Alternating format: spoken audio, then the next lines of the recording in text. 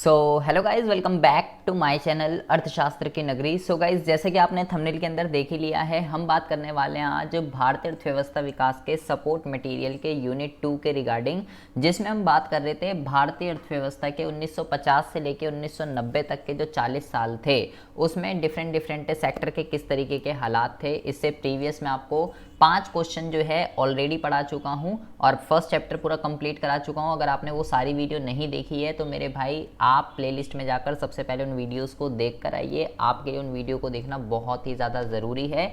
बहुत ही ज़्यादा important question हमने जो है उन वीडियोस के अंदर डिस्कस किए हैं।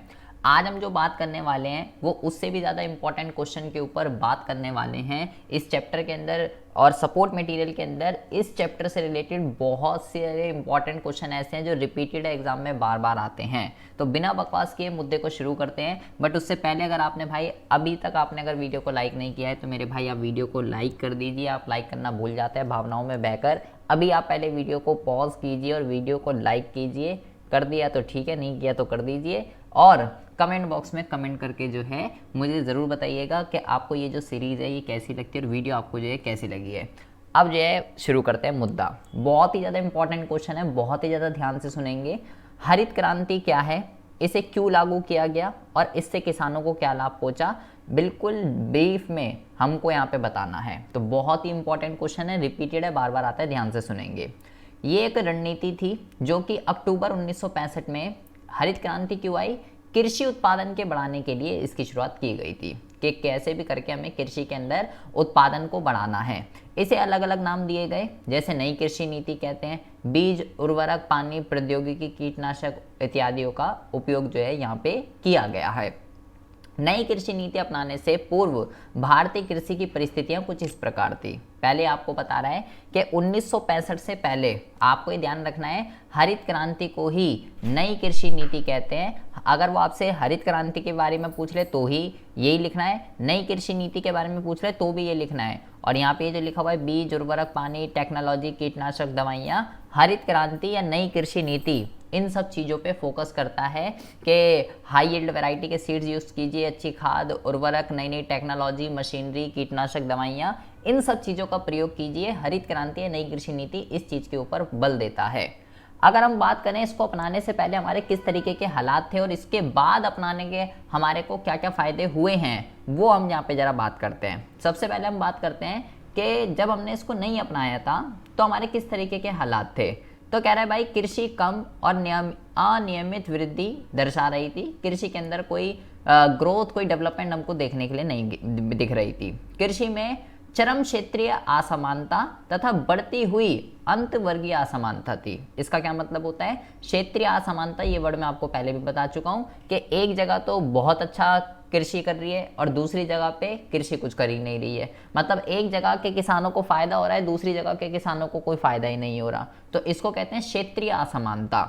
हरित क्रांति की उत्पत्ति बना जो एक जैव रासायनिक प्रौद्योगिकी थी जिसके द्वारा उत्पादन की वैज्ञानिक विधियों का उपयोग करके प्रति उन्नतशील किस्म के बीजों द्वारा एकड़ उत्पादन को बढ़ाया जाना था। फिर हमने क्या करा, क्योंकि क्षेत्रीय असमानता हो रही थी, फिर हमने हरित क्रांति नई कृषि नीति को अपनाया जो कि मैंने बोला फोकस करती है हाई यील्ड वैरायटी के सीड्स को यूज़ कीजिए, नई टेक्नोलॉजी, नई नई मशीनों का यूज़ कीजिए। जब से हमने उसको अपनाया है, इसका ऑब्जेक्ट क्या है कि पर हेक्टेयर प्रोडक्टिविटी को किस तरीके से बढ़ाया जाए, क्योंकि भारत की जो पर हेक्टेयर की जो प्रोडक्टिविटी है वो सभी देशों के कंपैरिजन में, सभी फसल के कंपैरिजन में बहुत ही ज़्यादा लो थी। तो हरित क्रांति का केवल एक ही ऑब्जेक्ट था कि कैसे भी करके पर हेक्टेयर की प्रोडक्टिविटी को बढ़ाया जाए।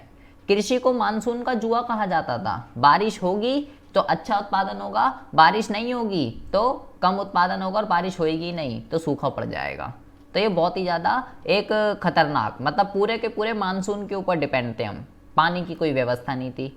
उन्नत बीज, उर्वरक, सिंचाई, कीटनाशक दवाइयाँ जो थी उनकी अपर्याप्त उपलब्धता थी। जैसे बीज, जैसी खाद, जैसी उर्वरक, जैसे सिंचाई के साधन, जैसे कीटनाशक दवाइयाँ, जैसी मशीन कृषि के अंदर यूज़ करनी चाहिए थी वैसे यूज़ नहीं हो रही थी और कृषि के पंजीकरण का अभाव था। ये सब चीज़ें हमको हरित क्रांति से पहले देखने के लिए मिलती थी।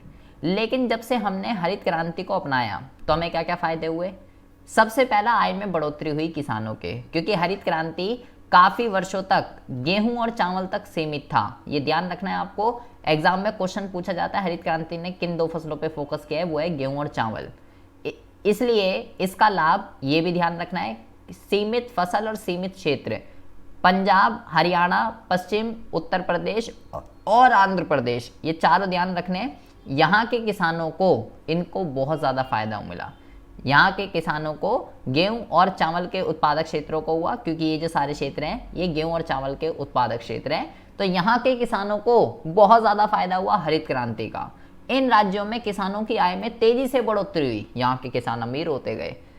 हरित क्रांति इन राज्यों से गरीबी दूर करने में सफल रही। सबसे पहला फायदा है ये हरित क्रांति का। लेकिन इन एरिया को छोड़कर बाकी के जो एरिया थे वहाँ के यहाँ के किसान तो अमीर हो गए, इनकी इनकम में तेजी से इंक्रीमेंट हुई। लेकिन इन एरिया को छोड़ के बाकी के जो एरिया थे वहाँ के किसानों की इनकम में कोई इंक्रीमेंट नहीं हुई, वहाँ के किसान जैसे थे वैसे ही रह गए, जिसकी वजह से क्या हुआ, यहाँ के किसान अमीर हो गए और वहाँ के किसान गरीब रह गए, तो इनकम इनइक्वालिटी हो गई। सामाजिक क्रांति पर प्रभाव, आर्थिक क्रांति के साथ एक सामाजिक क्रांति भी थी। इसे पुराने सामाजिक मान्यताएं और रीति रिवाजों को नष्ट कर दिया और लोग नई नई टेक्नोलॉजी, बीज, उर्वरक के परिवर्तन को स्वीकार करने के लिए तैयार हो गए।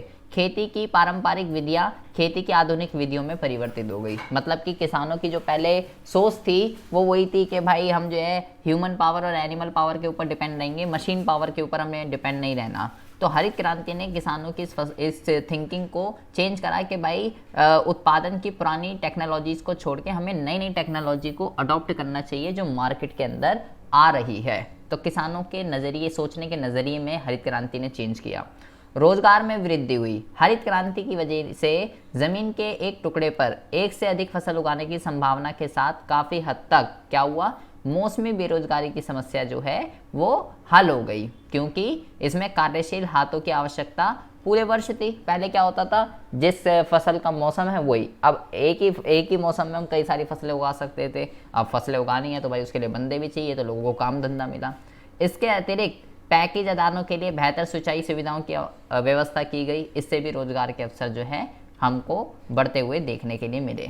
तो ये जो 5th क्वेश्चन है, हरित क्रांति क्या है, हरित क्रांति से पहले किस तरीके के हालात थे और हरित क्रांति के बाद किस तरीके के हालात हो गए, ये बात आपको जो है ध्यान रखनी है। बहुत इंपॉर्टेंट क्वेश्चन है। हरित क्रांति के लाभ, हरित क्रांति की हानि, हरित क्रांति कोई नई कृषि नीति कहते हैं, किस चीज़ पर हरित क्रांति फोकस करती है, कब आई, इसके फादर कौन है, आप मुझे कमेंट बॉक्स में कमेंट करके बताइएगा। मैंने हरित क्रांति का फादर आपको बता रखा है, तो अगर आपको पता है, डेटा वाली वीडियो अगर आपने नहीं देखी है तो मेरे भाई मैंने आपको चैप्टर वाइज सभी चैप्टर का मोस्ट इंपॉर्टेंट डेटा बता दिया है, वहाँ पे मैंने इसका फादर बताया था। तो अगर आपको नहीं पता है तो भाई वहाँ पे देख लीजिए, और पता है तो मुझे कमेंट बॉक्स में कमेंट करके ज़रूर बताइएगा।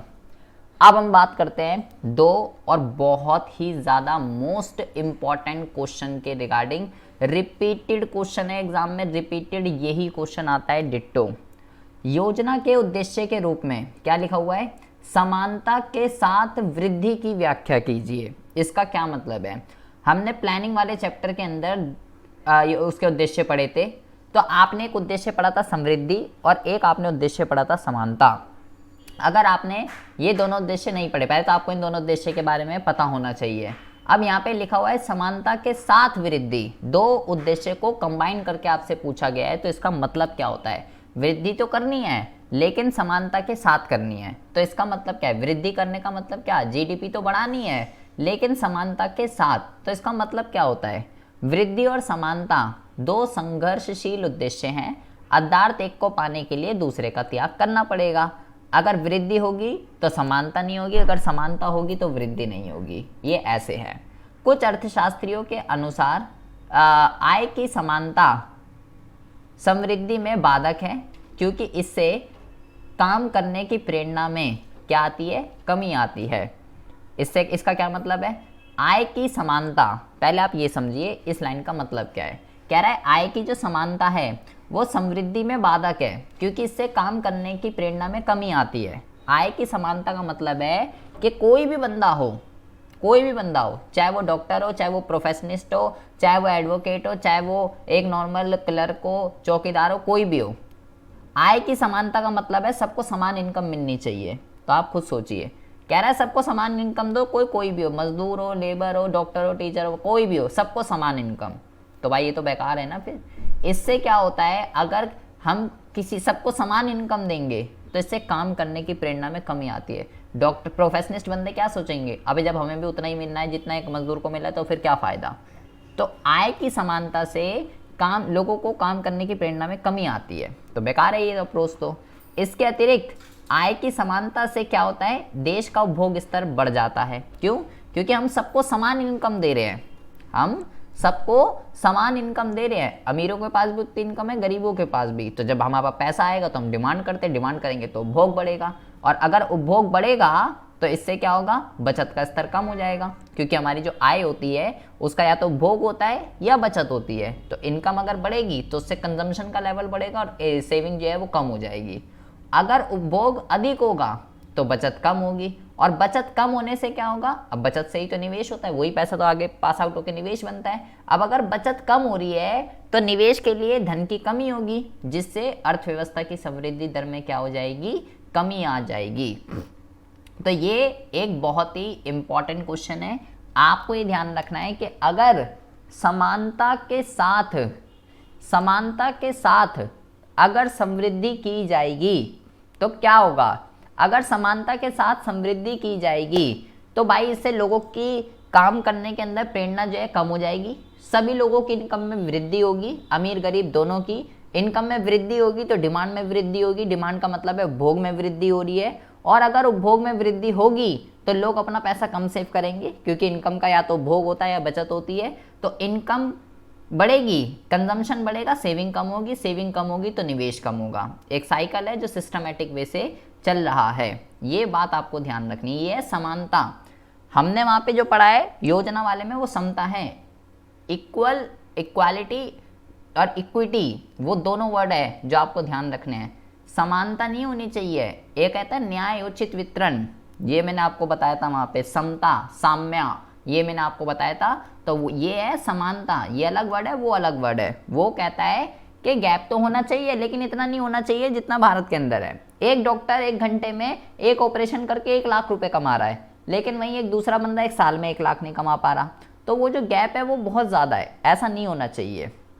ये जो क्वेश्चन है, क्वेश्चन नंबर 6, इसको आप गोल के पी जाइएगा। यहाँ जो लिखा हुआ है यही क्वेश्चन एग्जाम में पूछा जाता है। समानता के साथ समृद्धि, इसकी व्याख्या कीजिए, इसका क्या मतलब होता है। ये बहुत ही इंपॉर्टेंट है, ध्यान से इसको पढ़ लीजिएगा। जो यहाँ कंटेंट लिखा है यही आपको गोल के पी जाना है।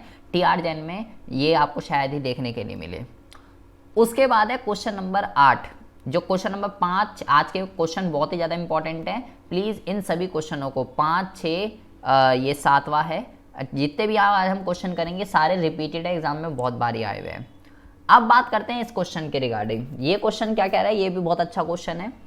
क्या रोजगार सृजन की दृष्टि से योजना उद्देश्य के रूप में आधुनिकीकरण विरोधाभास पैदा करता है, व्याख्या कीजिए। ये क्वेश्चन में क्या कह रहा है, पहले आप क्वेश्चन का मीनिंग जब तक नहीं समझेंगे तब तक आपको नहीं समझ में आएगा। हमने प्लानिंग के उद्देश्य के अंदर 2 उद्देश्य पढ़े थे। एक है पूर्ण रोजगार, लोगों को काम धंधा दीजिए, और एक है आधुनिकीकरण, मॉडर्नाइजेशन कीजिए, नई नई मशीनों को लगाइए। तो आप खुद सोचिए, पहले यहाँ पे एक वर्ड यूज किया गया है जिसका नाम है विरोधाभास। पहले तो आपको विरोधाभास का मतलब पता होना चाहिए। विरोधाभास का मतलब होता है कि जो चीज आपको सोचने पे मजबूर कर दे कि अगर ये होगा तो ये नहीं होगा। अब लोगों को अगर आप पूर्ण रोजगार दोगे, मतलब आपको लेबर इंटेंसिव टेक्निक का यूज करना है, लेकिन दूसरे में कह रहे हो आप आधुनिकीकरण कीजिए, नई नई मशीनों का यूज कीजिए। अगर मशीन आएगी तो 10 बंदों का काम अकेले कर देगी, मशीन आएगी तो लोगों को काम नहीं मिलेगा, लोगों को काम देना है तो मशीन को छोड़ना पड़ेगा। मतलब वही बात है कि एक को पाने के लिए दूसरे का त्याग करना पड़ेगा। तो वो आपसे पूछ रहा है कि क्या ये बात सही है कि अगर हम लोगों को रोजगार देंगे तो आधुनिकीकरण नहीं हो सकता, और अगर आधुनिकीकरण करेंगे तो लोगों को रोजगार नहीं मिलेगा। क्या ये बात सही है, क्या ये चीज विरोधाभास है या नहीं, ये आपसे यहाँ पे पूछ रहा है। अब देखिए, उद्देश्य में विरोधाभास का अर्थ है कि 2 उद्देश्य को एक साथ उपलब्ध नहीं कर सकते, या तो आधुनिकीकरण होगा या रोजगार होगा, दोनों में से एक ही होगा, दोनों नहीं हो सकते, उसको कहते हैं विरोधाभास। एक उद्देश्य को प्राप्त करने के लिए हमें दूसरे का त्याग या दूसरे का बलिदान करना ही होगा, परंतु ये केवल शॉर्ट रन में होगा, अल्पकाल में, लॉन्ग रन में नहीं। शॉर्ट रन में क्या होगा, जैसे जैसे आधुनिकीकरण होगा पूंजीगत वस्तु उद्योगों का विकास होगा और वहां भिन्न भिन्न प्रकार के रोजगार के अवसर सर्जित होंगे, परंतु जिस तरह की नौकरियों का सर्जन होगा उनके अनुसार श्रम में कौशल होना आवश्यक है। इसका सीधा सीधा सा एग्जाम्पल है, जैसे कि जब मार्केट के अंदर कंप्यूटर आया था, कंप्यूटर, तो बेरोजगारी फैली थी, व्यापक मात्रा में बेरोजगारी फैली थी। लोग इसका विरोध कर रहे थे कि इसके आने से भाई हजारों बेरोजगारी फैल जाएगी, लोगों के काम धंधे चले जाएंगे। तो उस टाइम पे हुआ, बेरोजगारी हुई, उस टाइम पे आधुनिकीकरण हुआ, मशीनें आई, कंप्यूटर मशीन है। लेकिन अगर हम आज के टाइम पे देखें, क्या आज के टाइम पे कंप्यूटर के बिना हमारी जिंदगी है? नहीं। कंप्यूटर आज लोगों को रोजगार देता है, हाँ। कंप्यूटर जिसने सीखा उसको भी लोग रोजगार मिल रहा है। कंप्यूटर लैपटॉप रिपेयर्स की दुकानें, कंप्यूटर सॉफ्टवेयर्स की दुकानें, कितने रोजगार उसके आने से उपलब्ध खुल गए हैं। तो शॉर्ट रन में तो मॉडर्नाइजेशन से बेरोजगारी फैलती है, लेकिन अगर लॉन्ग रन की बात करें तो लॉन्ग रन में जब उस टाइप की इंडस्ट्रीज और ओपन होती हैं, उससे रिलेटेड और इंडस्ट्रीज ओपन होती हैं, तो वहां पे लोगों को काम धंधा मिलता है। जो बेरोजगारी फैलती है उस टाइम पे शॉर्ट रन में, वो लॉन्ग रन में जाकर फुलफिल हो जाती है और एक कुशल अर्थव्यवस्था के अंदर श्रमिक जो हैं वो उत्पन्न होते हैं। तो ये एक बहुत ही इंपॉर्टेंट क्वेश्चन है एग्जाम के पॉइंट ऑफ व्यू से। आपको लिखना है कि हाँ भाई ऐसा है, लेकिन अल्पकाल में है ऐसा, दीर्घकाल में ऐसा नहीं है। दीर्घकाल में उससे रिलेटेड जो जो उद्योगों का विकास होता है, वहाँ पे लोगों को अलग अलग टाइप के रोजगार के अवसर मिलते हैं, नौकरियों का सर्जन होता है, लोगों को काम धंधा मिलता है। तो लॉन्ग रन में वो बेरोजगारी खत्म हो जाती है और अर्थव्यवस्था के अंदर स्किल्ड लेबर जो है अवेलेबल होती है। पहले देखिए जब कंप्यूटर आया था तो ऐसा तो कोई बंदा नहीं होगा जिसको आप बोलोगे हमें एक्सेल आता है, तुझे वर्ड आता है, माइक्रोसॉफ्ट आता है, टैली आता है, जीएसटी आता है। उस टाइम पे जो है, उस टाइम पे तो किसी लोगों को नहीं आया, लोगों ने सीखा कि हाँ भाई ये क्या है। और आज के टाइम पे और उस टाइम के बंदे की अगर हम बात करें, आप खुद सोचो, आज के टाइम पे हमारे पास स्किल्ड लेबर है या उस टाइम पे हमारे पास स्किल्ड थी? उस टाइम तो लोगों को मशीन कंप्यूटर के बारे में कुछ पता ही नहीं था, लेकिन आज के टाइम पे लोगों को कंप्यूटर लैपटॉप से एक एक सॉफ्टवेयर्स के बारे में इतनी वाइडर नॉलेज है कि पूछिए मत। आज लोग अपना इसमें करियर बना रहे। तो ये क्या है? ये है मॉडर्नाइजेशन। ये दोनों के दोनों क्वेश्चन डिट्टो ऐसे ही आते हैं, आप इसको घोल के पी जाइएगा, ये बहुत इंपॉर्टेंट क्वेश्चन है। उसके बाद हम बात करते हैं अगले क्वेश्चन के रिगार्डिंग, भारत जैसे विकासशील देश के रूप में आत्मनिर्भरता का पालन करना क्यों आवश्यक है? आत्मनिर्भरता प्लानिंग के उद्देश्य के अंदर हमने पढ़ा है। कह रहा है स्वतंत्रता की पूर्व संध्या पर भारत जो है वो गरीब, गतिहीन और पिछड़ा हुआ था। खाद्यान्न की भारी आयात किया जा रहा था, हम अमेरिका से जो है आयात करते थे, इसलिए आत्मनिर्भर होना अति आवश्यक था। आत्मनिर्भर की विशेषताएं इस प्रकार है, मतलब हम फूड भी दूसरे देशों से लेते थे। तो जब 1965 में जब युद्ध चल रहा था, वॉर चल रहा था, तो अमेरिका ने बोला कि अगर आप इस वॉर को ख़त्म नहीं करोगे तो हम आपको खाने के लिए नहीं देंगे। तो इस चीज़ को देखते हुए ये बहुत ही रियलाइज़ हुआ कि हमें फूड के मामले में आत्मनिर्भर होना चाहिए, खदानों में आत्मनिर्भर होना चाहिए, विदेशी मदद और आयातों पर निर्भरता में कमी जो तभी संभव है जब घरेलू उत्पादन में वृद्धि हो। मतलब जो भी चीज़ हम दूसरे देशों से लेते हैं उसे दूसरे देशों से ना लेके अपने ही देश में जो है हमको बनाना चाहिए, और ऐसा तभी संभव है जब घरेलू उत्पादन में जो है वृद्धि होगी। निर्यातों में वृद्धि कीजिए, दूसरे देशों को बेचिए ज़्यादा से ज़्यादा माल, ताकि आपके पास पैसे आए, और अपने जीडीपी में सेकेंडरी सेक्टर की प्रोडक्शन, सेकेंडरी सेक्टर के कंट्रीब्यूशन को बढ़ाइए। जब आप ये सब करोगे तो ही आप आत्मनिर्भर हो सकते हो, अदरवाइज आप आत्मनिर्भर नहीं हो सकते। उसके बाद हम बात करते हैं अगले क्वेश्चन के रिगार्डिंग, किसी अर्थव्यवस्था का क्षेत्र गठन क्या होता है? क्या यह आवश्यक है कि अर्थव्यवस्था के जीडीपी में सेवा क्षेत्र को सबसे अधिक योगदान करना चाहिए? टिप्पणी कीजिए, बहुत इंपॉर्टेंट है, ध्यान से सुनेंगे। एक अर्थव्यवस्था के सकल घरेलू उत्पाद में 3 क्षेत्रों के योगदान को अर्थव्यवस्था का क्षेत्र गठन कहा जाता है। अगर मैं आपसे बोलूँ भाई जीडीपी क्या होती है, तो प्राइमरी, सेकेंडरी और सर्विस, तीनों सेक्टर ने कितनी वस्तु और सेवाएं बनाई है, कितनी मॉनेटरी वैल्यू की वस्तु और सेवा बनाई है, उसको हम क्या कहते हैं? उसको हम कहते हैं क्षेत्रक गठन। ये बहुत इंपॉर्टेंट है, ध्यान से रखिएगा, बहुत बारी आ जाता है ये क्वेश्चन। तो यदि किसी अर्थव्यवस्था में जीडीपी में सेवा क्षेत्र का योगदान सबसे ज़्यादा अधिक है, तो इसका मतलब है कि हमारी अर्थव्यवस्था जो है आर्थिक रूप से विकसित हो रही है। भाई पहले हमारा जीडीपी में कंट्रीब्यूशन किसका ज़्यादा था, एग्रीकल्चर का। तो एग्रीकल्चर सेक्टर का कंट्रीब्यूशन ज़्यादा होने से अर्थव्यवस्था पिछड़ी हुई और गतिहीन मानी जाती है कि पॉपुलेशन का एक लार्ज पोर्शन प्राइमरी सेक्टर के ऊपर डिपेंड है। लेकिन जब जीडीपी के अंदर सेकेंडरी और सर्विस सेक्टर का कंट्रीब्यूशन बढ़ता है तब हम बोलते हैं कि भाई वो जो देश है, वो जो अर्थव्यवस्था है, वो क्या कर रही है, विकास कर रही है। तो एक जीडीपी के अंदर सेकेंडरी और सर्विस सेक्टर का कंट्रीब्यूशन ज़्यादा होने का मतलब यही है कि भाई अर्थव्यवस्था जो है वो आर्थिक रूप से विकसित हो रही है। तो एक ज़्यादा होना जो है ज़्यादा होना चाहिए, खासकर सर्विस सेक्टर का। तो ये हमने आज जो है 5 क्वेश्चन करे और ये 5 के 5 क्वेश्चन बहुत ही ज़्यादा अलग है। ना तो आपको ये टीआर जैन में देखने के लिए मिलेंगे, ना ही कहीं देखने के लिए मिलेंगे। इसको आप गोल कर पी जाइएगा, ठीक है। ये एग्जाम के पॉइंट ऑफ व्यू से बहुत ही ज़्यादा इंपॉर्टेंट है। उसके बाद हम जो है नेक्स्ट क्वेश्चन के रिगार्डिंग बात करेंगे। वीडियो को अगर आपने लाइक नहीं किया है तो इसको लाइक कर दीजिएगा और इसको ज़्यादा से ज़्यादा शेयर जरूर कर दीजिएगा अपने सारे फ्रेंड सर्कल में, स्कूल वगैरह के जितने भी ग्रुप्स हैं वहाँ सब में शेयर कर दीजिएगा, ताकि भैया किसी ना किसी का तो कल्याण हो जाए आपके साथ साथ। तो मिलते हैं आपसे नेक्स्ट वीडियो में ऐसी इंटरेस्टिंग टॉपिक के साथ। तब तक के लिए have a good day, bye bye, take care.